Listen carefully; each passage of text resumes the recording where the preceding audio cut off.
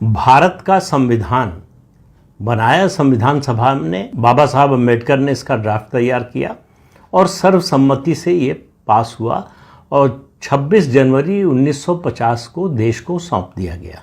उसके बाद भारत जो है सार्वभौम जनतांत्रिक गणराज्य बन गया। लेकिन भारत का संविधान नेहरू गांधी परिवार को कभी नहीं सुहाया। शुरू से ही वो इसके सख्त खिलाफ थे और उसके बाद के जो घटनाक्रम हैं उनको अगर आप देखें तो आपको ऐसा लगेगा, ऐसा महसूस होगा, हालांकि कोई ऐसा कहता नहीं, कि जैसे जवाहरलाल नेहरू को इंतजार था सरदार पटेल के निधन का।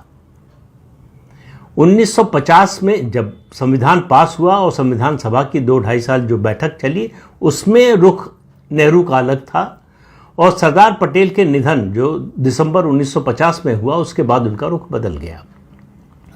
पहला संविधान संशोधन विधेयक पेश हुआ 12 मई 1951 को, 1951 को। अब आप इसी से अंदाजा लगा लीजिए कि संविधान अभी बना है, चुनाव हुआ नहीं है। 1946 से अंतरिम प्रधानमंत्री थे जवाहरलाल नेहरू, निर्वाचित प्रधानमंत्री नहीं थे। बहुत से लोगों ने कहा, डॉक्टर राजेंद्र प्रसाद ने कहा, उसके अलावा डॉक्टर जयकर जो संविधान सभा के सदस्य थे उन्होंने कहा, आचार्य कृपलानी ने कहा, तमाम नेताओं ने कहा कि चुनाव हो जाने दीजिए, उसके बाद जो भी संशोधन लाना हो संविधान में वो लाइए। लेकिन नेहरू रुके नहीं। भारतीय संविधान की मूल अवधारणा जो है वो 2 चीजों पर टिकी है, मौलिक अधिकार और व्यक्तिगत स्वतंत्रता। और ये दोनों नेहरू को पसंद नहीं थे। ये मेरी राय नहीं है या किसी और नेता की या उनके किसी विरोधी की या उनके किसी आलोचक की राय नहीं है। ये वो बात है जो उन्होंने संसद में कही पहला संविधान संशोधन विधेयक पेश करते हुए। इस पर एक पुस्तक है, स्टोरी ऑफ द, ये त्रिपुर दमन सिंह की किताब है। इस पर मैं एक वीडियो पहले भी बना चुका हूँ, लेकिन इसकी कुछ और बातों को लेकर, एक तरह से कुछ और दूसरी बातों को लेकर आप कह सकते हैं कि इसमें हो सकता है कुछ चीज़ों का रिपीटिशन आपको मिले, लेकिन उसको याद दिलाना वर्तमान संदर्भ में बहुत ज़रूरी है। और क्यों ज़रूरी है? आप देख रहे हैं कि लोकसभा चुनाव 2024 में हुआ, उससे पहले से राहुल गांधी और उनके साथी दलों के नेता संविधान की किताब जेब में लेकर घूम रहे हैं कि संविधान पर खतरा है। देश और विदेश में घूम घूम कर बोल रहे हैं कि जनतंत्र पर खतरा है, लोगों के मौलिक अधिकार पर खतरा है। जरा उनको पता होना चाहिए कि उनके पिता के नाना का इस बारे में क्या विचार था। नेहरू के बारे में उस समय कहा जा रहा था कि प्रत्यक्ष तौर पर जो लोकतांत्रिक दिख रहा, सतह के नीचे उसके अंदर घोर तानाशाही प्रवृत्तियां मौजूद है। ये उनके सहयोगी और साथी कह रहे थे। उनके जो जीवनीकार हैं वॉल्टर क्रॉकर, उन्होंने उनके बारे में लिखा है कि मिजाज से सर्वाधिकारवादी थे और स्वभाव से विपक्ष के प्रति असहिष्णुता का भाव रखने वाले थे। ये नेहरू के बारे में उनकी जीवनी जिसने लिखी है उसका कहना था। लेकिन मैं बात कर रहा था पहले संविधान संशोधन की। उसमें नेहरू जी ने जो बातें कही उस पर ध्यान देना आज के संदर्भ में और जरूरी हो गया। पहली बात, जो लोग आज न्यायपालिका के कॉम्प्रोमाइज होने की बात करते हैं, संवैधानिक संस्थाओं के सरेंडर की बात करते हैं, उनको नेहरू की ये बात सुननी चाहिए जो संसद की कार्यवाही में मौजूद है।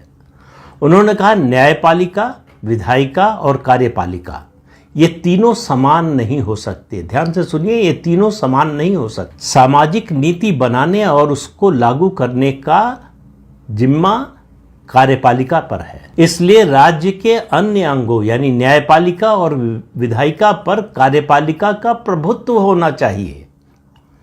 यानी न्यायपालिका और विधायिका कार्यपालिका के नीचे आते हैं। मतलब सीधा था कि सरकार की ये सब सर्विएंट होने चाहिए, सरकार की अनुगामी होनी चाहिए ये संस्थाएं। और उनकी इसी सोच के चलते संविधान की 9वीं सूची का जन्म हुआ।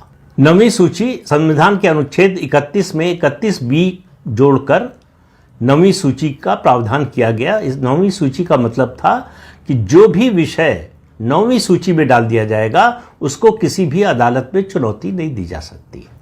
यानी सरकार जो फैसला कर लेगी, अगर वो फैसला 9वीं सूची में चला गया तो फिर वो उच्चतम न्यायालय यानी हाई कोर्ट और सुप्रीम कोर्ट दोनों के अधिकार क्षेत्र के बाहर हो जाएगा।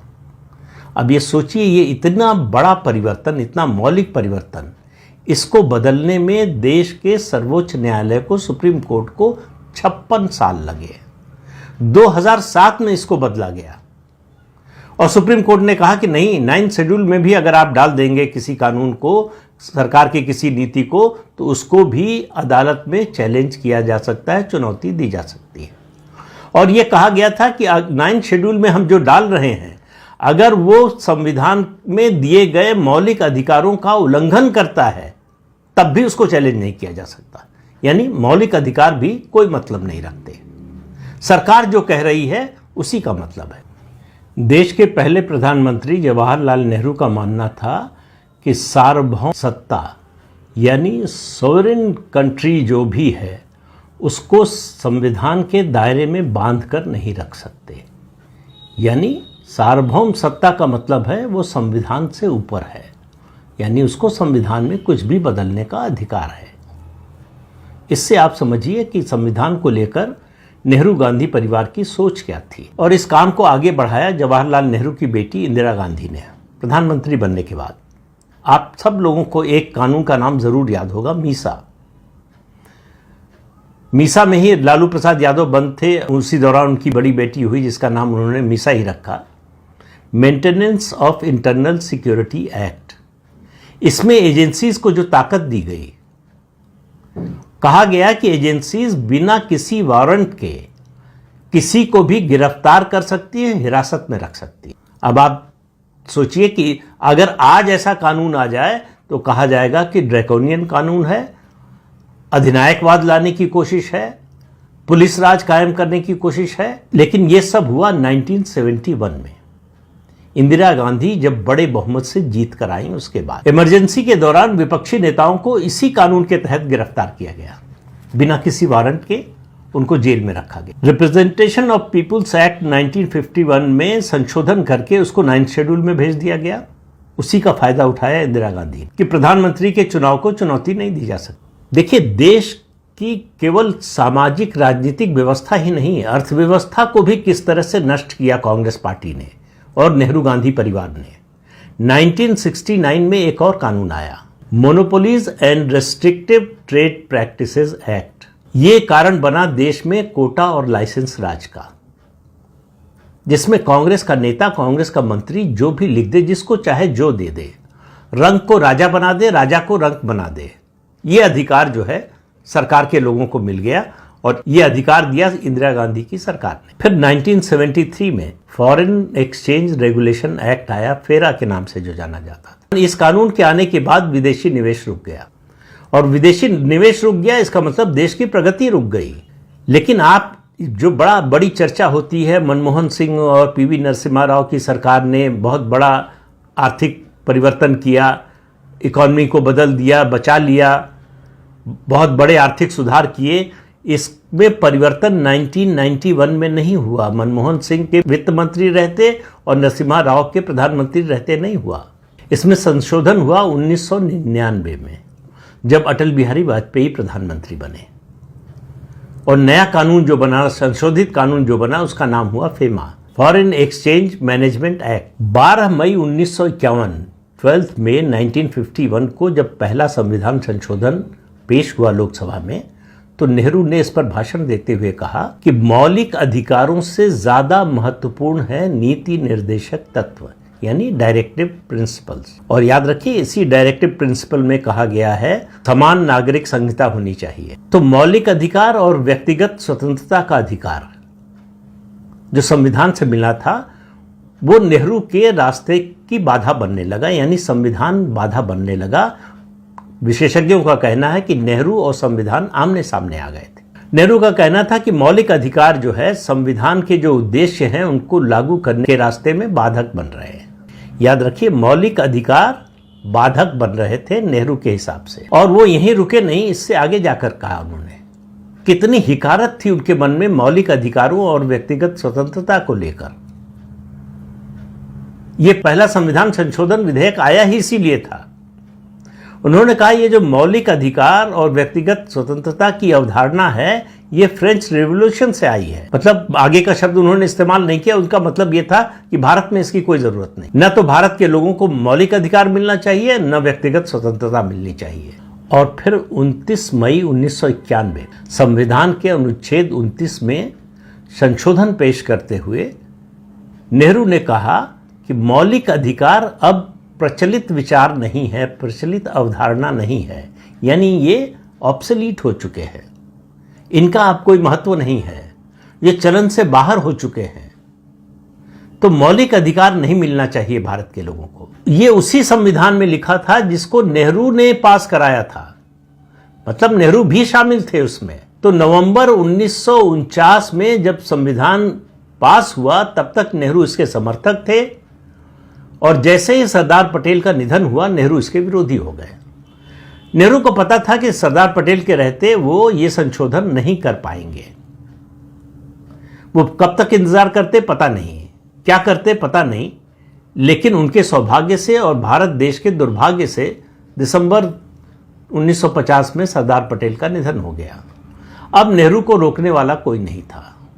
जब वो संविधान संशोधन विधेयक पेश कर रहे थे तब उन्होंने उस समय भी जो स्पीकर थे मावलंकर साहब, उन्होंने सुझाव दिए, उसको अनसुना कर दिया। डॉक्टर राजेंद्र प्रसाद जो राष्ट्रपति थे उनको धमकाया कि जो लोग इसका विरोध कर रहे हैं उनकी बात मत सुनिए, सरकार का कोई प्रस्ताव रोकने की भी कोशिश मत कीजिएगा। तो जो लोग संविधान बचाने की दुहाई दे रहे हैं, संविधान को खतरे में बता रहे हैं, इस संविधान को खतरे में डाला है सबसे ज्यादा तो नेहरू गांधी परिवार के सदस्यों ने। शुरुआत की जवाहरलाल नेहरू ने, उसको आगे बढ़ाया इंदिरा गांधी ने, और समय कम मिला इसलिए थोड़ा काम किया राजीव गांधी ने। पोस्टल बिल उन्हीं के समय में आया था, बिहार प्रेस बिल उन्हीं के समय में आया था। तो व्यक्तिगत स्वतंत्रता का हनन करने, मौलिक अधिकारों का दमन करने, इसकी नीति थी कांग्रेस पार्टी और खास तौर से नेहरू गांधी परिवार की। इस देश के संविधान को कभी एक तरह से पूर्णता में स्वीकार ही नहीं किया इस परिवार ने। क्यों नहीं किया? इंदिरा गांधी के बारे में लिखा है विजय लक्ष्मी पंडित, जो उनकी बुआ थी, उनकी बेटी नयनतारा सहगल ने। उन्होंने लिखा है कि इंदिरा गांधी का मानना था कि ये परिवार इस देश पर राज करने के लिए पैदा हुआ है, इस देश पर हमेशा सदा सर्वदा इस परिवार का राज होना चाहिए। ये राहुल गांधी का जो ये आपको एटीट्यूड दिखता है वो उसी का नतीजा है। उनको लगता है कि प्रधानमंत्री पद तो उनका है, उनके परिवार का है, ये एक गरीब चाय वाले ने छीन लिया है उनसे, चोरी कर लिया है, जो उनका प्रिय शब्द है। उनको सब कुछ जो उनको नहीं मिलता उनको लगता है वो सब चोरी हो गया है। तो इसलिए कांग्रेस पार्टी और नेहरू गांधी परिवार ये और कुछ भी बोले, संविधान, मौलिक अधिकार, जनतंत्र, लोगों की व्यक्तिगत स्वतंत्रता, इन मुद्दों पर बोलने लायक ये नहीं है। जब जब इन्हें अवसर मिला है, मौका मिला है, इसे कुचलने की कोशिश की गई है। और इमरजेंसी के दौरान तो जो हुआ अब वो फिर से बताने की जरूरत नहीं है, जिस तरह से लोगों के मौलिक अधिकार भी छीन लिए गए। जबकि ये संविधान सभा की बहस के दौरान कहा गया कि ये जो मौलिक अधिकार हैं ये इमरजेंसी की स्थिति में भी लोगों के अधिकार की सुरक्षा की गारंटी है, उसे भी इंदिरा गांधी और कांग्रेस पार्टी ने खत्म कर दिया। और ये लोग जब बात करते हैं कि संविधान खतरे में है, संविधान बचाना है, दरअसल इनको मालूम है कि संविधान को खतरे में कैसे डाला जाता है। इनको अनुभव है संविधान को खतरे में डालने का, इनको अनुभव है संविधान को कुचलने का, इनको अनुभव है जनतंत्र को कुचलने का, इनको अनुभव है लोगों की निजी जिंदगी में हस्तक्षेप करने का, इनको अनुभव है देश का विकास रोकने का, इनको अनुभव है भाई भतीजावाद और वंशवाद चलाने का। इसलिए इनकी बेचैनी 11 साल से बहुत ज्यादा बढ़ रही है। इन सत्ता से 11 साल से बाहर हैं केवल इसलिए नहीं, भविष्य में सत्ता में आते हुए दिखाई नहीं दे रहे हैं, इसलिए बेचैनी और ज्यादा बढ़ रही है। और आने वाले समय में आपको इस बेचैनी के नए नए स्वरूप देखने को मिलेंगे।